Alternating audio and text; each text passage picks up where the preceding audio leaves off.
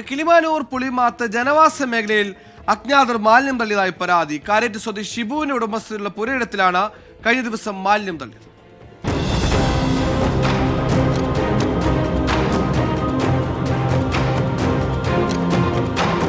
കഴിഞ്ഞ ദിവസം രാത്രിയാണ് 80 ചാക്കുകളിൽ അജ്ഞാതർ മാലിന്യം നിക്ഷേപിച്ചത്.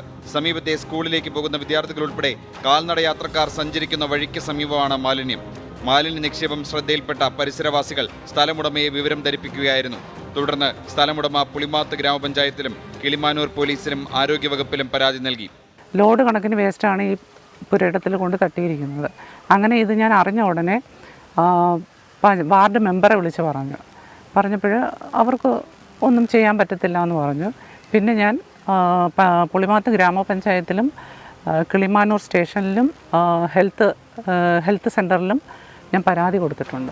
പഞ്ചായത്ത് അധികൃതർ സ്ഥലത്തെത്തി പരിശോധന നടത്തിയെങ്കിലും യാതൊരു നടപടിയും സ്വീകരിച്ചില്ലെന്ന് ഉടമ ആരോപിക്കുന്നു. അവർ ഇവിടെ വന്ന് നോക്കിയിട്ട് പോയതല്ലാതെ ഇതിന് മേൽ നടപടികൾ ഇതുവരെ ഒന്നും ആയിട്ടില്ല. ഇത്രയും ജനങ്ങൾ പാർക്കുന്ന സ്ഥലത്ത് ഇങ്ങനെ മാലിന്യം കൊണ്ട് തള്ളിയത് പഞ്ചായത്തിൻ്റെ മാലിന്യമായിരിക്കാനാണ് സാധ്യത കൂടുതൽ. കിളിമാനൂർ കാരേറ്റ് മേഖലയിലെ ജനവാസ മേഖലകളിൽ നാളുകളേറെയായി കക്കൂസ് മാലിന്യവും ഇറച്ചി മാലിന്യവും റോഡ് വക്കിലും നീർച്ചാലുകളിലും അജ്ഞാതർ നിക്ഷേപിക്കുന്നതായി നിരവധി പരാതികൾ പോലീസിലും പഞ്ചായത്തിലും പ്രദേശവാസികൾ നൽകിയിട്ടുണ്ട്. മാലിന്യം നിക്ഷേപിച്ചതായുള്ള പരാതിയെ തുടർന്ന് കിളിമാനൂർ പോലീസ് സ്ഥലത്തെത്തി അന്വേഷണം തുടങ്ങി. 24 തിരുവനന്തപുരം.